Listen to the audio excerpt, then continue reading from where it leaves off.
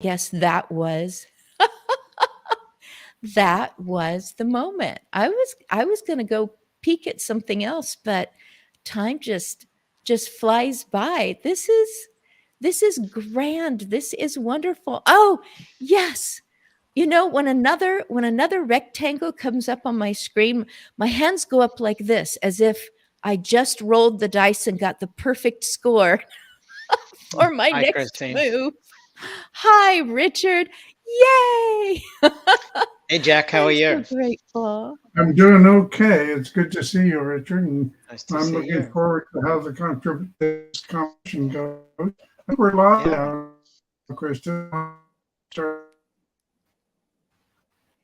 In those first minutes, when I first popped in with Richard and Lori, Jack, everything was perfect, but Jack, for some reason, it's just doing that little stop and go. So when you keep talking and we smile and nod, you might have to repeat what you said because we didn't hear it. But Richard, Jack, are you just being nice to each other? Or have you already crossed paths? We've crossed paths. Wonderful. And Lori and I have crossed paths because she was in this. Hey, Cherry and Jacob. Woo! Oh my goodness. He is attending one of those fabulous conferences. I think that all the organizations are going, remember all those conferences we didn't have? Let's have them all right now in 2023. Every time I see something posted, people are headed to, coming out of, or right in the middle, and there's a lot of excitement going on at these. So Julie and I, Julie, oh my goodness, how many times am I going to say Julie? I knew a Julie Miller in college, and for some reason, that's back in here. Lori and I crossed paths last week with another Lori LeMasters, that the two of them, had the opportunity to meet each other. And it's my opportunity to meet each one of you on screen. Say again. Jack, was that you? It sounded like my voice, but it wasn't me. I was messing with my Wi-Fi because we get our Wi-Fi from the CCRC provider, and so it's not the best. And I was trying to optimize it. Oh, yes. Yes. I'm just going to admit right now, Lori, Richard, Jack, I'm only about 2 years into using tech, and I will still forget to even scroll, like just scroll up, scroll down. I'm supposed to see something on my screen. I don't know what it is, and it has escaped my knowledge. So anything that you described today, if I've already mastered it, I'm probably going to lose it again in the next few weeks. So I'll be glad of the reminder. So, you know what, Richard? You just came in, and I have it strategically to my left, that you do tech enhanced life, and you have longevity explorers. And I started using the phrase persons of longevity because I attended a group that included Michael Ublowski. And at the end of this private little Zoom group, someone said, what's the right thing we're supposed to say? Are we supposed to say seniors? I don't think we're supposed to say old, but I guess older's okay. And this little discussion went back and forth. And I said, persons of longevity. And it was like, oh, that's different. And you have longevity explorers. Richard, I know next to nothing about what it is that you've done, but I know that you have been, and you probably still are, a scientist.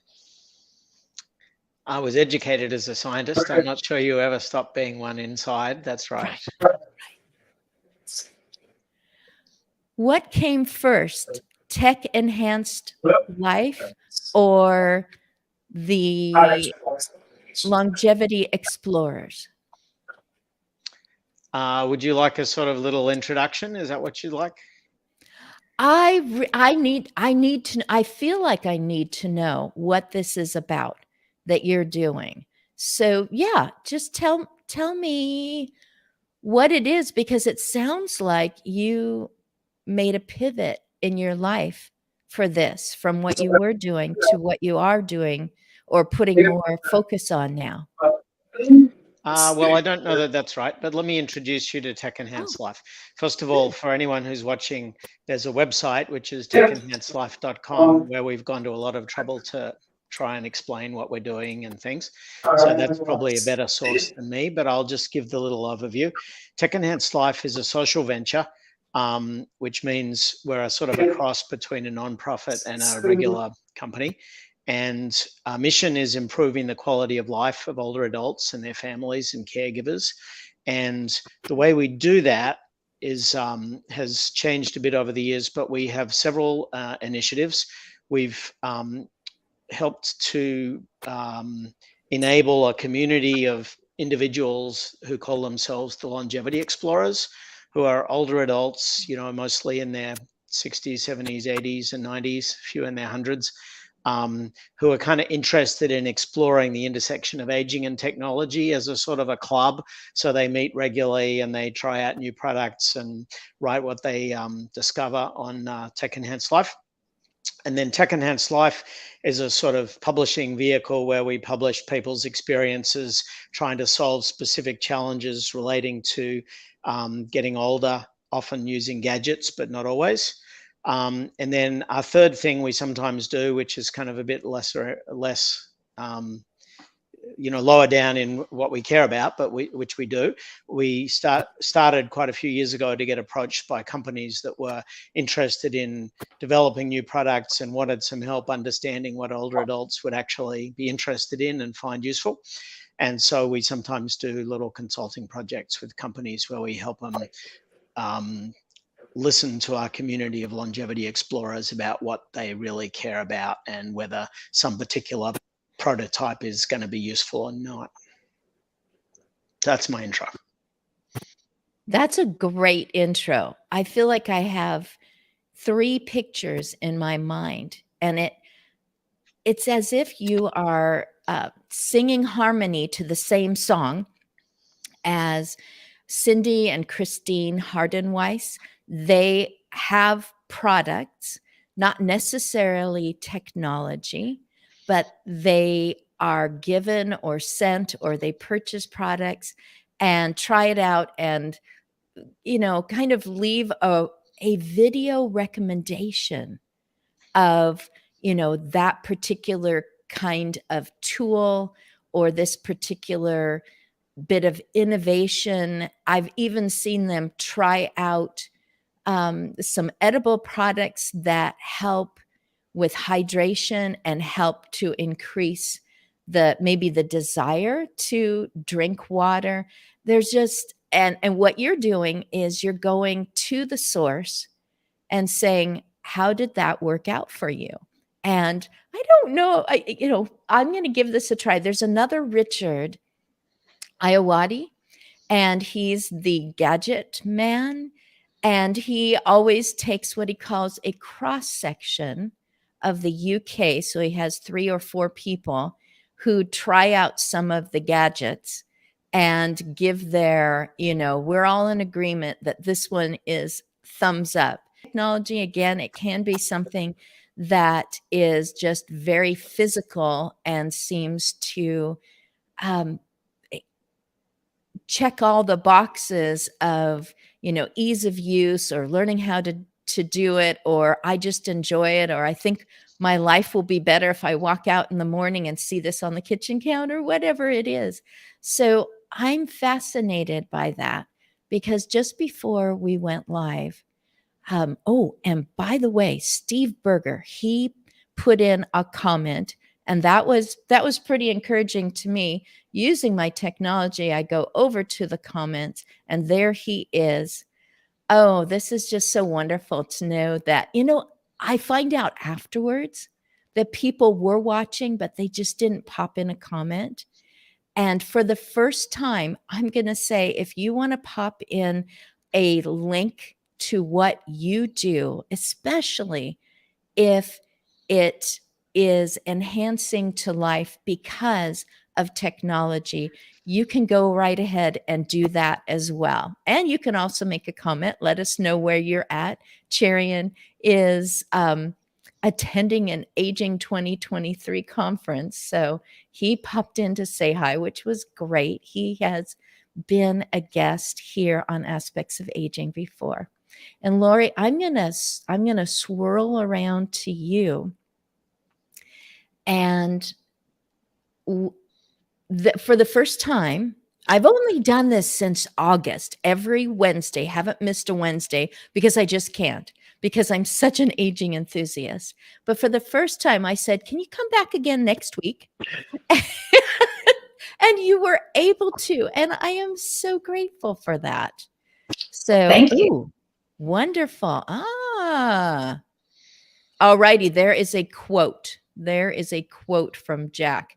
And my husband, D. Scott Smith, motivational listener, is the one who got me started even touching technology. I texted on my phone because we have adult children. They were teenagers when I started. And I had to ask them, do I have a smartphone? Is that what I have? Oh, Mom. And I would do emailing. And he motivated me toward bringing what I thought was important farther than my voice could reach in a room. And I am so grateful to him. And he also does all these background things to make sure that this even happens. So, Julie, I invited you to come back for a reason. Yes? Oh, I think.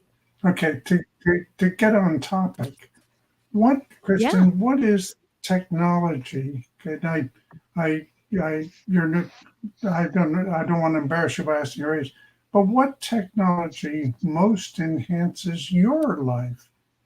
So we can get back to talking about technology that can really help people aging. Yeah. The technology that most enhances my life is happening right now. And I would add LinkedIn. I really appreciate the people, their information on LinkedIn. It's what I wished I had when I was in my 50s and I was an in-home caregiver. By the end of those years, I counted nearly 100 different private residences. Some of them were in senior living communities, and some were just down the street, round the corner. And so when I would be asked about things, is there a better way? Is there somehow that we could create more safety? Have you dealt with such and such? I wished that I had had what was already invented, innovated, written, available on Amazon. I wished I already had those resources at my fingertips so that I could have been more helpful, not only to my individuals, generally 70 through hundreds, but also to their loved ones, their neighbors, their spouses who ranged in age, all ages, saying, is there something that helps with this? Or, I guess this is the best we could find because we didn't know what to click on or even what words to put into search engine optimization.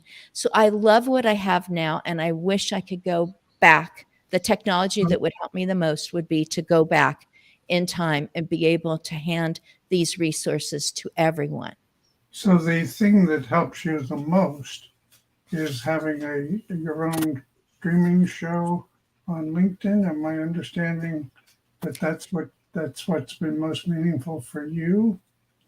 I personally? feel like I'm collecting. I feel like I'm collecting information for people in the future, including caregivers, hired caregivers, to be able to come to the Aging Better Network resource website and be able to go, oh, that's what they need, that they could actually listen. A lot of people love to listen to podcasts, just like listening to the radio was kind of a natural, almost everyday thing for me in decades gone by. They love listening to those and going, oh, what did they say? What was that contact information? But they can actually replay it. It's not just on the radio. So And is it so I'm collecting these for the future me. okay? So as a caregiver, how valuable would it be for advice that would allow you to do a two-person transfer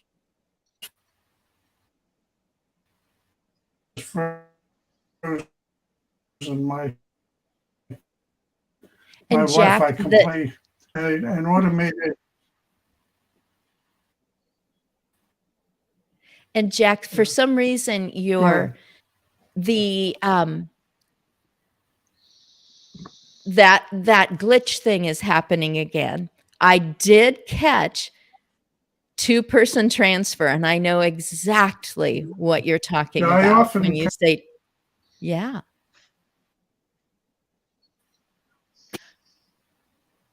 And we're not able to hear you. I'm gonna pull over to Julie for a few moments, and we'll see Laurie.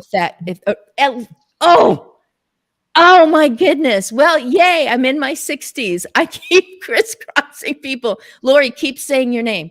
Oh my goodness. Well, Lori Miller, you said something about tech last week, and we also talked about something coming up in April. So take it away for a few moments and I'll get back to Jack. Sorry, Jack. Okay. Well, first, thank you very much for having me on again. And I do want to mention, Richard was talking about the longevity explorers, and I had mentioned to Jack earlier that I'm actually out of town. We're visiting my 101.5-year-old aunt. So Excellent. she's great. And I think something about tech with her, she's not afraid of it. Like, she has a computer and she'll get online. I had my tablet and I was showing her some pictures of my son and daughter-in-law's wedding, and she was just scrolling right along with me. And how you sometimes blow a picture up and then you touch it and it goes back to the beginning. She was fine and just great. I think she's just never been afraid of anything and is great just jumping in. So that's one thing I think is so important about, as Richard said, longevity explorers, is they're not afraid of it and they accept it. So that's one wonderful thing I think about older adults, or what term we want to use.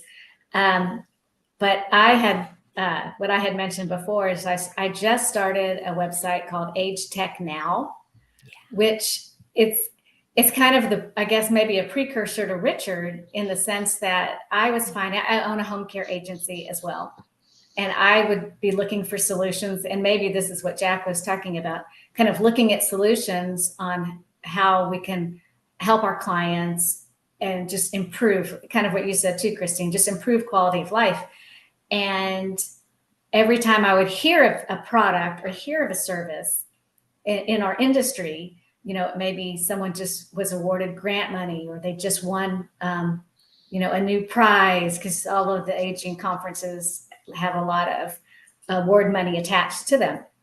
I'd go and look for this product and it wouldn't be available yet. And it'd be very frustrating. And I mean, I'm hearing lots of money being given to companies, and the product is not ultimately available to the consumer. So I kind of went out and tried to I'm creating a list now.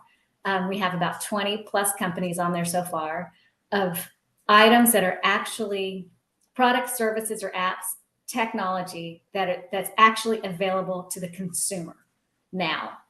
And that's a big deal, because so much is not available. Or even now I'm looking at it, they have full functionality of their website, and I go to click like buy now and it says get on the waiting list. So I've probably looked at a couple of hundred different products, websites and so many are not available. So that was one thing I wanted, whether it was the professional caregiver who could go to a site, and I'm not vetting all the companies like Richard doing, which is so important, but just being able to offer these solutions. Because I think so many people, like you said, Christine, you don't know how to search for something if you don't know it's available. Like, how do you know what the answer is if you don't even know? So, so that's kind of the point of what age tech now is just, it's going to be a kind of a gathering place for people to find solutions they don't know existed. And I don't know if y'all know that this is a really cool thing. It's part of another company. I'm not going to say any of the company's names, but did you know that they have a scale, a smart tech scale, I guess, where not only do you stand on, it gives you the weight, very, very mundane for a scale to do, but you can stand on it with bare feet and it'll give you your hydration level, which is a small thing, but huge, because how many people, we've had so many clients get hospitalized unnecessarily because they've been dehydrated. And that's huge. I mean, that's available in your home right now. And I would never have even thought to even look for something like that. No. So, and so it's things like that I think can help somebody. But I think we also have to be so careful. And this is what's great about what Richard's doing, is someone could have a great product, a great idea, but if it's not usable or if it's not easy enough for everyone to see, it doesn't matter. If you can't use it, if it's too complicated, it just doesn't matter if the older adult can't use it. And it was funny. I was talking, to me, this hydration scale is so great, but it's not just for older adults. I think it's for anybody, because everybody wants to know what their hydration level is. And I think some of these aging tech products are more universal design in nature. If it's good for an older adult, it's good for a younger adult. Most of these things. Like, I personally, I have my Fitbit, and I wear it at night to see my sleep and all that kind of stuff. And they have products now that you can put a mat or a electronic mat under your bed to see tossing and turning, and they're marketing it to an older adult to check their sleep habits. But any adult would be interested to know if their sleep. So I think that's a interesting take on just older adult products. I think they're just for all ages, for all adults. And I think that could kind of change the way people utilize technology. It's, if I can say it this way, aging, in my opinion and some opinions, the whole idea of longevity, it's partly fear-based. It's how many people and how much older, and oh my goodness, they're going to need all this stuff. We better create all these things. And part of it is, hey, I have a possibility of living to be the same age as Lori's auntie that she's visiting right now. Wow, I don't want to get bored, or I don't want to focus on maybe my medical needs or whatever. So I'm going to be proactive to find these things and to innovate them. And somehow when something becomes very important, maybe urgent, what happens trickles down to everyone else. And, I used to be a classroom teacher, and it's so fun to tell your students, hey, a little background on this. You have this right here in the classroom, or you have this at home because there was a war and they needed such and such, because there was a national race to the moon. And so these things were created with astronauts in mind. And it's exciting to know that things are being created with the thought of, what about my 70s or my 80s or beyond? And then it's like, wait a minute, this is actually being helpful to a parent of a child and the child just isn't drinking enough water. They don't like it. They don't want to, or they've whatever the situation. And so they're able to assess, are they not feeling well, because of this? That's a new one for me, Lori. That's a new one. Well, I'll tell you one you were other going to thing. say balance. I thought you were going to say Well- balance, but you said hydration. Well, I think another interesting thing is some of these young entrepreneurs are these kids who are looking at solutions for their grandparents, because so many they know, like maybe in our age, we don't know something exists. Like we don't know maybe in the engineering world that this can be done. Like you said, the astronauts have done a lot. But so some of these young kids, and I say young kids, but like in their 30s, 20s and 30s, are seeing issues with their grandparents and thinking, I can solve that. And they are, but then they need people like Jack and people like Richard to fine tune that maybe the writing on something has to be a little larger font, or maybe the sound has to be a little louder, or just some natural, normal aging things that maybe they don't know.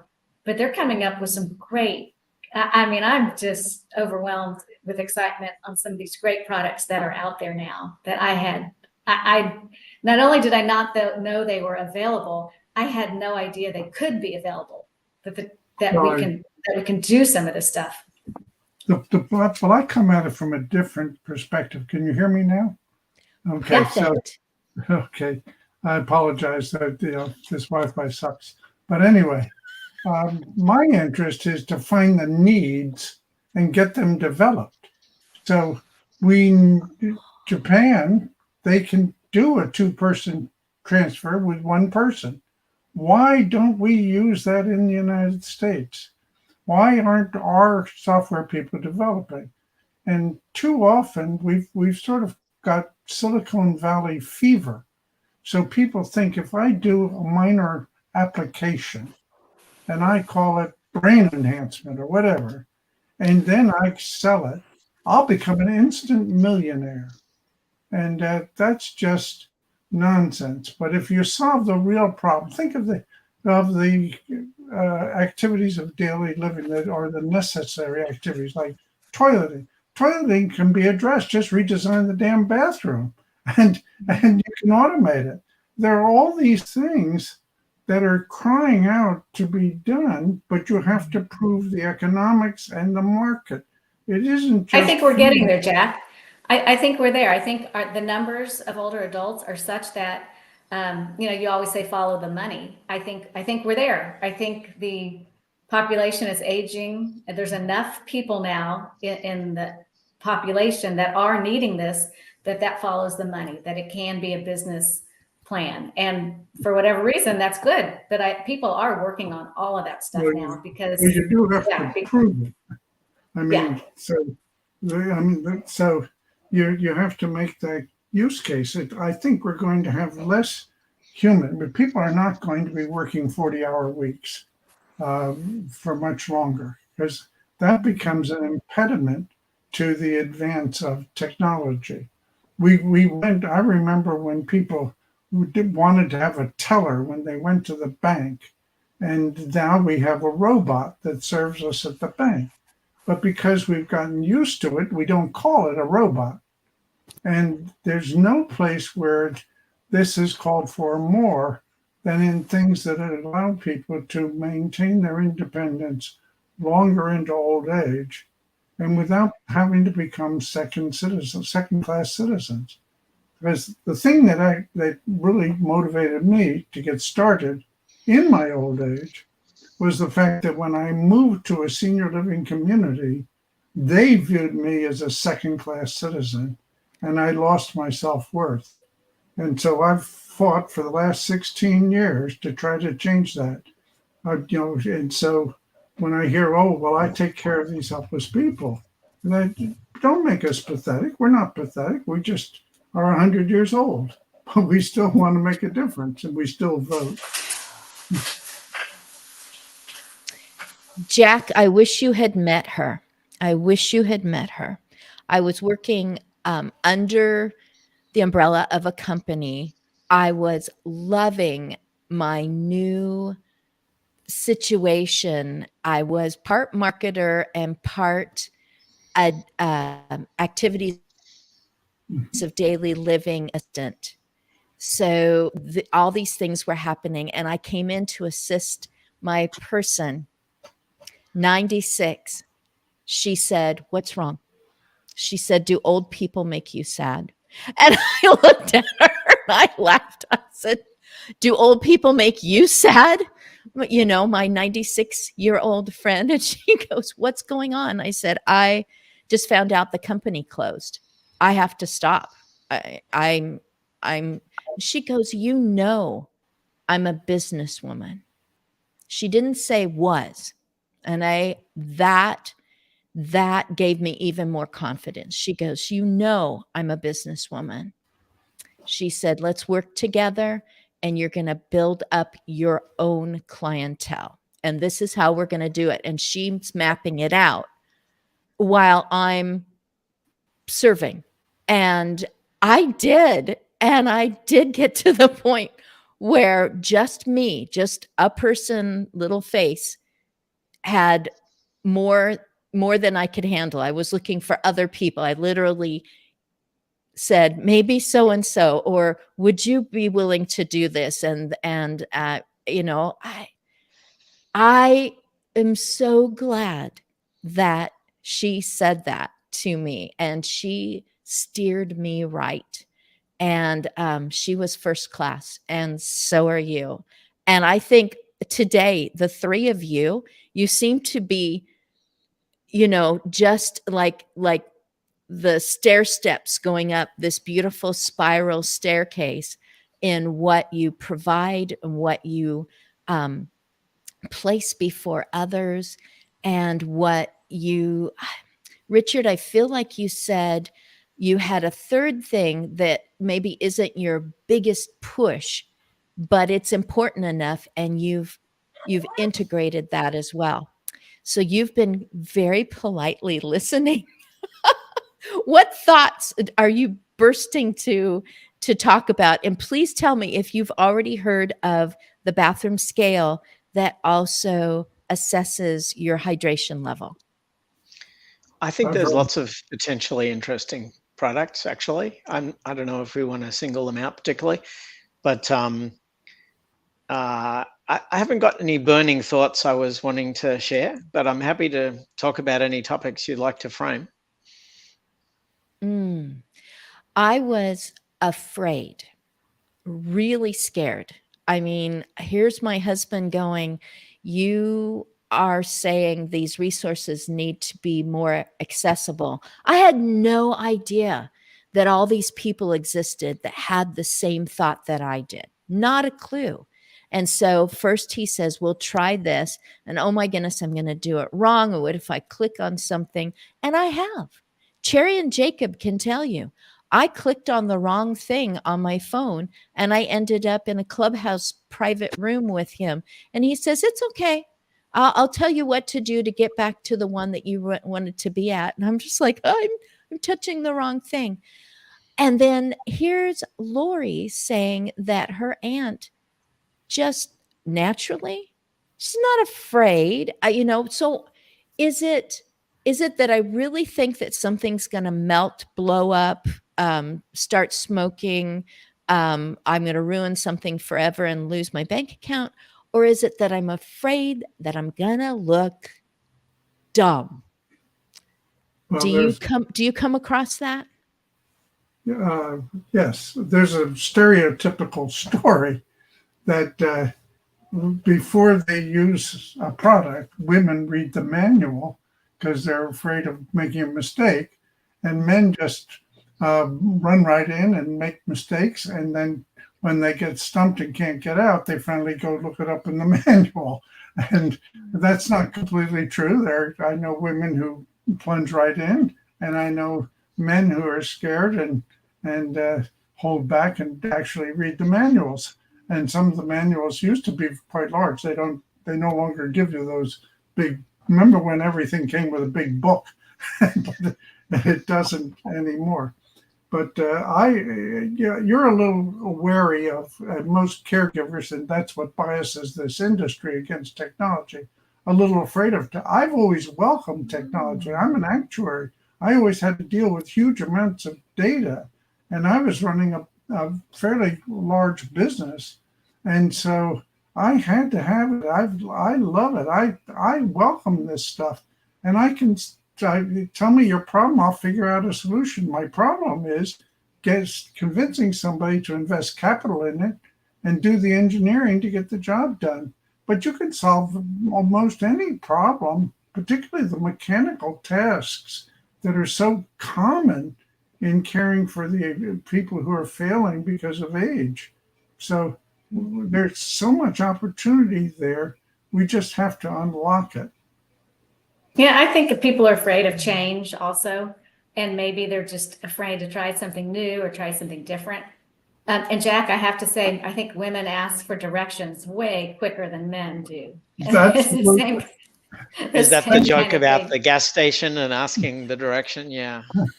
But yeah, I think we'd rather, get the directions and get there faster than drive around and try to figure out on our own.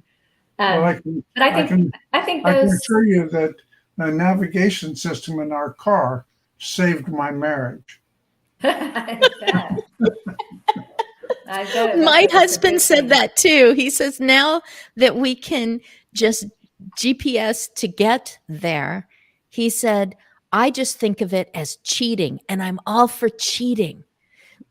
But he says, maps, don't show me a map. I feel my way there. Yeah.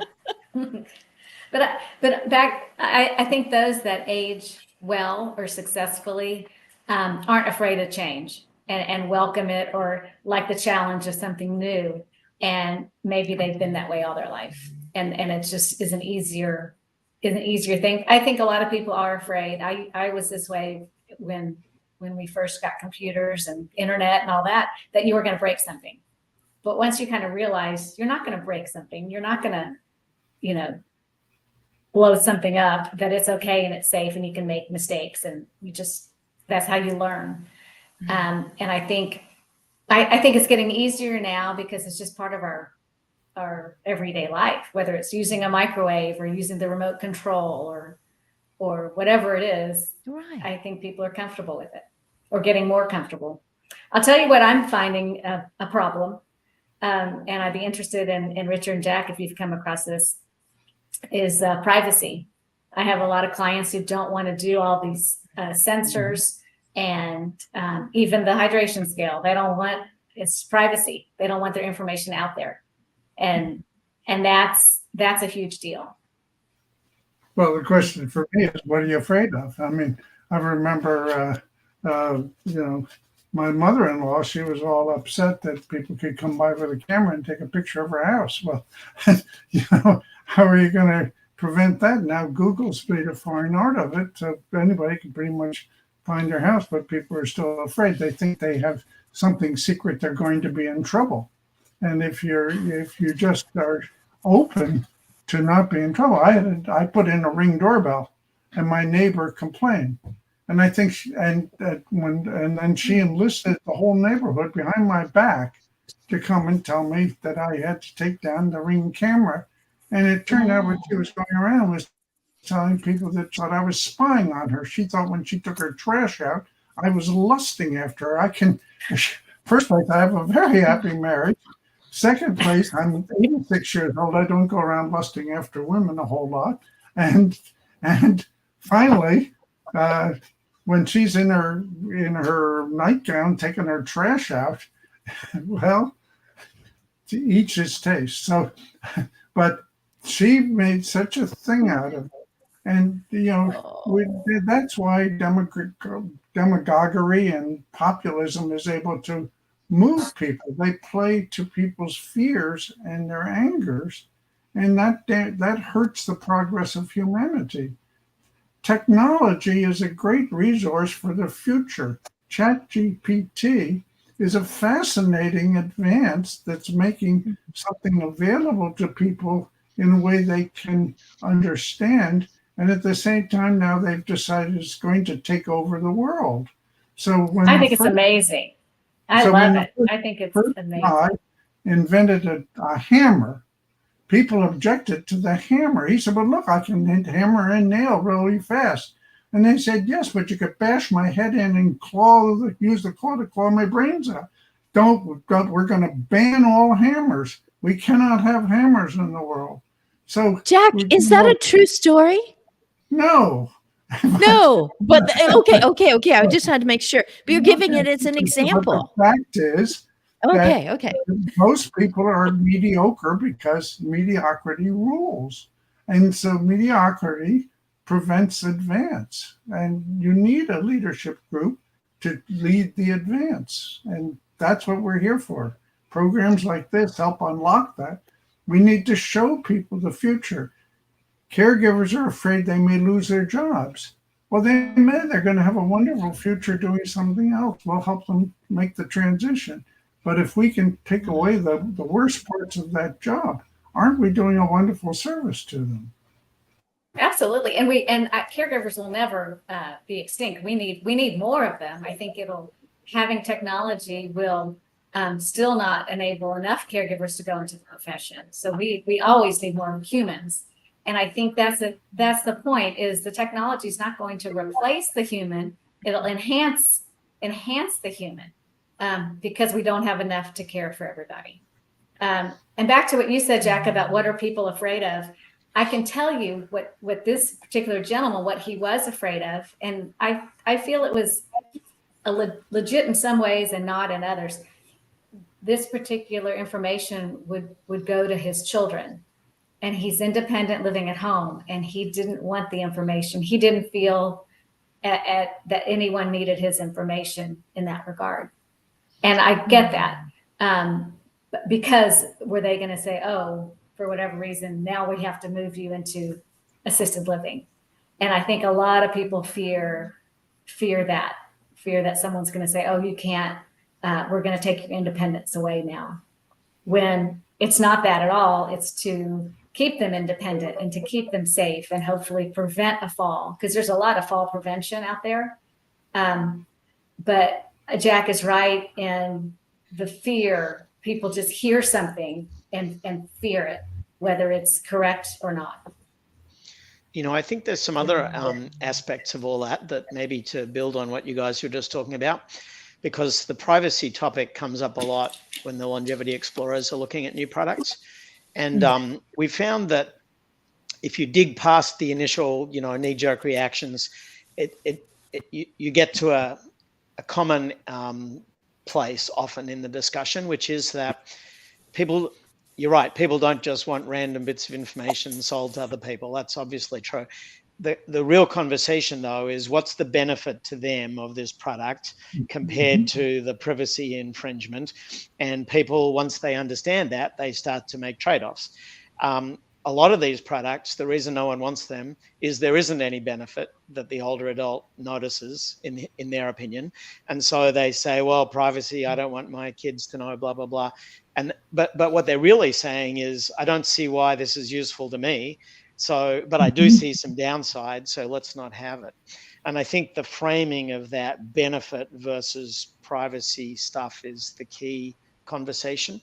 And I think that whole issue you mentioned about the hydration and the kids, that's actually a very recurring theme. Not so much about hydration, but, there's been product after product that have been developed for the adult children to help care for the older adult, and they never get adopted. And the reason is always the same. The older adult actually doesn't see any reason why they want to have things watching them and poking them and sending data about them off to some third party. So, if you unpack that kind of what's in it for each person conversation, it all starts to make sense, I think. I can see where the longevity explorers would be so helpful, because when I see someone on the screen and I feel or I find a commonality with them, whoever it is, they're advertising on a TV ad or someone comes onto my screen just like today, and I see, I understand, I acknowledge, you said benefit. I understand the benefit of that could cause someone to go, let me revisit that then, because it isn't, Mhm. there, I can, I imagine it tipping toward, wow. And then that would be available to me. And then I would be more autonomous. And then my kids would stop calling me and interrogating me, because I know they just want to know if I drank water, or if I made it out to the mailbox and back before dark, whatever it might be. So, hey, Joe, I want to say hi to both Ulf and Joe. Aw, there you go. Lori, did you see that? A happy birthday to your auntie. Yes. And her birthday's actually in August. We just came in for no reason. So thank you. She's 101 and a half. So she'll be 102 in August. Oh, wonderful. You know what? I actually celebrate that. We actually celebrated the 18-month anniversary of our daughter and her husband, because at the other anniversary, the usual one, didn't work out. So we were like, yes, let's do the half year. And it worked out beautifully. There wasn't a lot of pressure around it. But But back. thank you to Joe. That's very thoughtful. Very thoughtful. Oh my goodness. Just Longevity Explorers putting a voice to, do they ever express their concerns and the benefits, Richard? Do they express both? Do they do pros, cons, drawbacks, but wow, if I can have this, then it's worth that. You've mentioned microwave. I believe, Lori, using a microwave, it's like, oh, I'm going to hear a beeping sound. It draws electricity. I shouldn't use it to warm up my bread, but this thing I forgot to defrost, this that got cold because we ended up with something we had to take care of urgently. Oh, this is worth it. Let's go get that microwave. So I'm sorry, Richard, do they say pros and cons in your realm? I think most things in life are about trade-offs. Very little is, unequivocally good or bad. And so, yes, the conversations are mostly about the benefits and the negatives. And what's interesting is a lot of the products we've tried over the years, we've been doing this for about a decade now, don't really have any benefits that the older adults can find. And so that's, that helps you understand why they don't become very successful. But some of them have great benefits, and those special, you mentioned a microwave. We tend to be interested in somewhat more new ideas than a microwave. But a lot of the really interesting new ideas, things like the artificial intelligence stuff that Jack touched on, and voice assistants, and smartphones and smartwatches and all that sort of stuff, there are always some negatives. And then, so it's really a question of teasing out the benefits and the negatives. And then the extra dimension to it is probably, with most of them, the benefits outweigh the negatives for a certain type of person. This idea that everyone over 50 needs the same thing, that's like, I don't know, it's not really even worth discussing that, but that's such an obviously flawed conversation. So a lot of what we do is, when you see a specific product and there do seem to be some benefits, then the next question is, well, what exact life situation would those benefits be useful for? And paint me a picture of the sort of person that would actually find that valuable. So those are the kind of things we like to try and tease out when we're looking at stuff.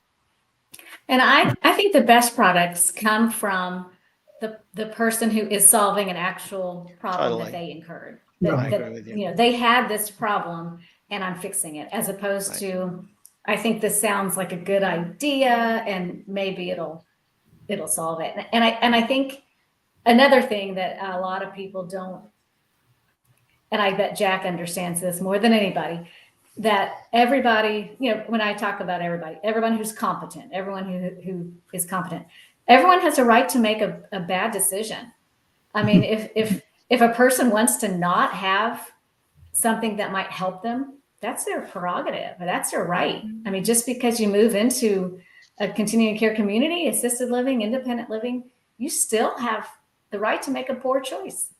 And if you want to not have some safety feature or a sensor to monitor whatever, as long as you're competent and you can make your own decisions, then, I mean, I have the right to make a bad decision. Everybody does. So just because you are older, that doesn't change that fundamental right. And I think that's okay. Moving into community does take away some of your right to decide, and that's unfortunate. But that's something people should be aware of. But I was thinking, we have one resident, for example, who moved in who likes to ride a motorcycle. I can't think of anything more self-destructive. And we in our cars now we have airbags all around and everything, and then you go out and ride a motorcycle. Well, maybe that makes sense to some. They say they like the freedom and the air blowing in their face. Now, my grandfather, he wouldn't allow a telephone in his house because he thought people could listen in on him. But then his son, meddling, because he wanted to check on dad, my father, checking on my grandfather. And so he insisted on putting a telephone in. And my grandfather found out about party lines, how you could listen in on the neighbor's call. And he was absolutely convinced that a telephone was a terrible thing. And so if we were going to go to visit him, we had to send a telegram. They used to be delivered by messenger. Those jobs have gone away. Those people have now found new livelihood. And what we do is we begin to have more free time. Now, in 2015, when we first got the Amazon Echoes, Grace Bolton was 103 years old, and she said she didn't want that thing because in her room because it would be listening to her.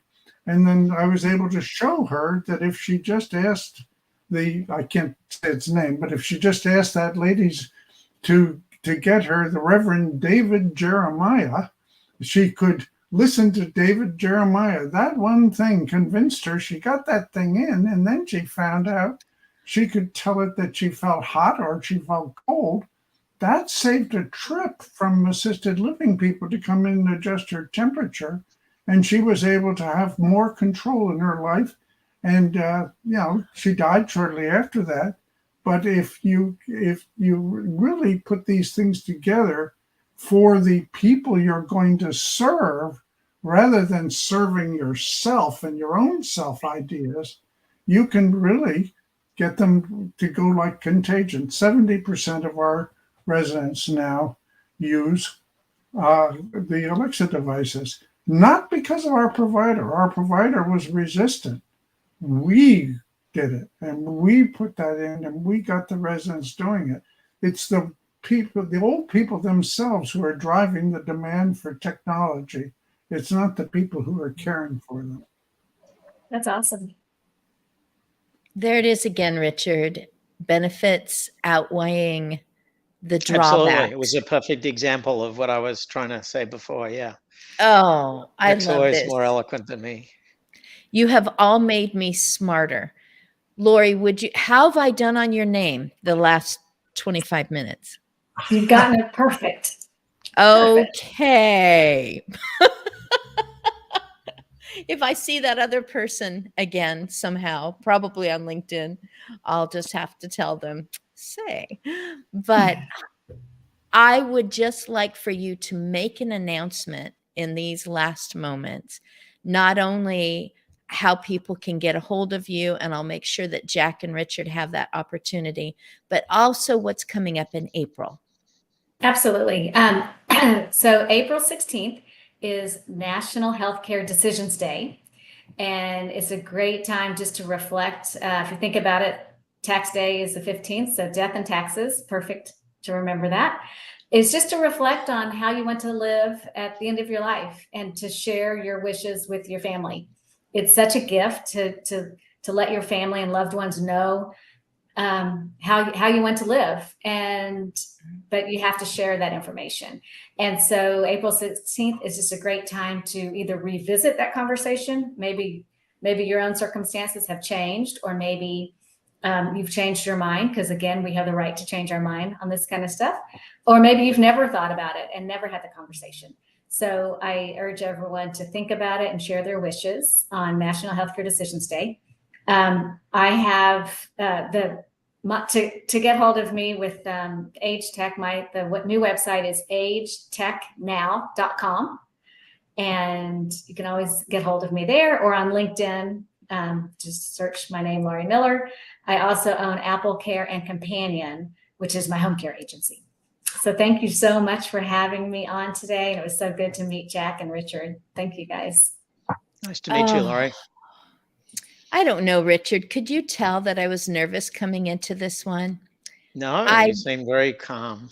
Oh, I just kept thinking somebody's going to ask me a tech question and I'm going to go, ugh, and it's kind of like math for some people. Other people, it's driving. I'm not a good driver. I prefer not to drive. I don't want to do math. I was told there's no math on this test. And technology can be another one of those. Oh dear, now my inadequacies are showing. And I really answered my own question, that I'm worried about what other people are going to think.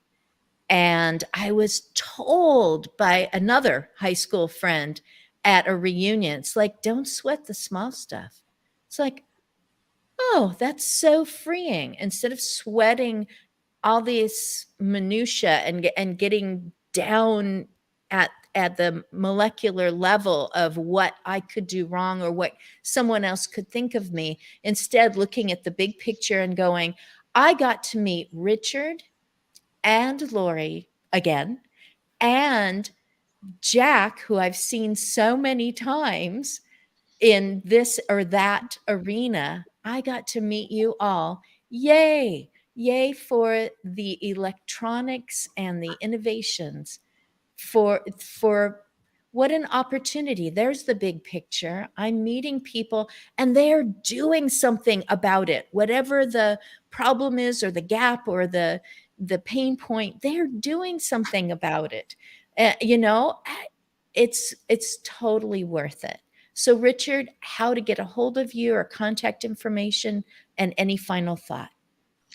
Well, first, thanks for inviting me to come along. It's been very fun. In terms of getting in touch with me, our website is at techenhancedlife.com, and you can reach me through that if you want. And also that's where you can see the explorations that the Longevity Explorers do of various different products, and we've reviewed quite a few things, stuff like that. So for people who are interested in figuring out what products might be useful in various situations, there's often useful things there. Is it all one word, Tech Enhanced Life? Yeah, it is. One string, no hyphen. Okie doke. That's right. Thank you so much. Sure. Jack, you're rounding us off. You've always got a grin. I've not seen you scowling or anything. I'm so sorry about the lady in her nightie and her garbage.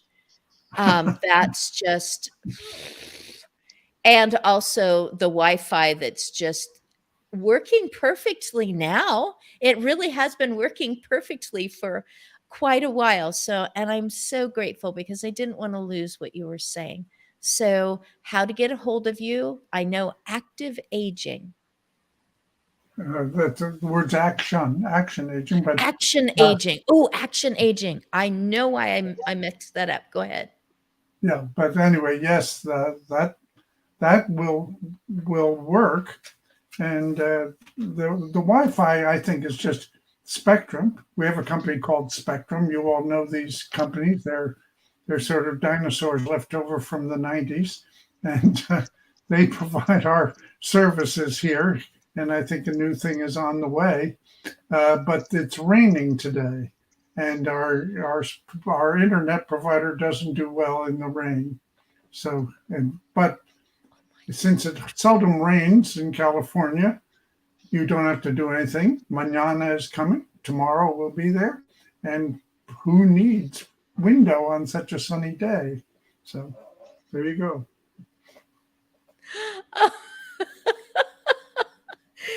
And I'm here in Oregon where rain is something that I actually want because I like how it fills up the river that I can see right out this window. So I am grateful that our little community many years back created their own that would be able to handle the weather. And so far, so great.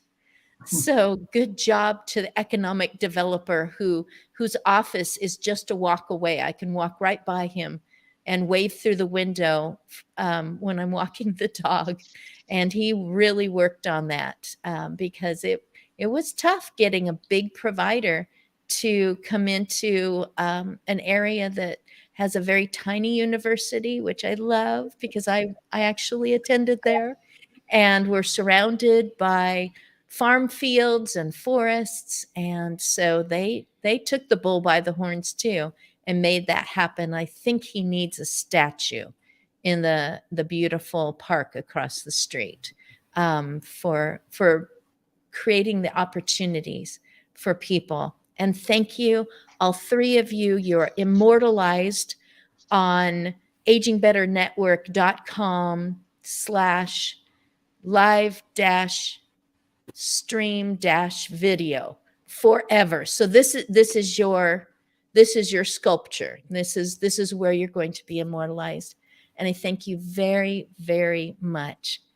Thank you for having us. Have a wonderful day. Thank you.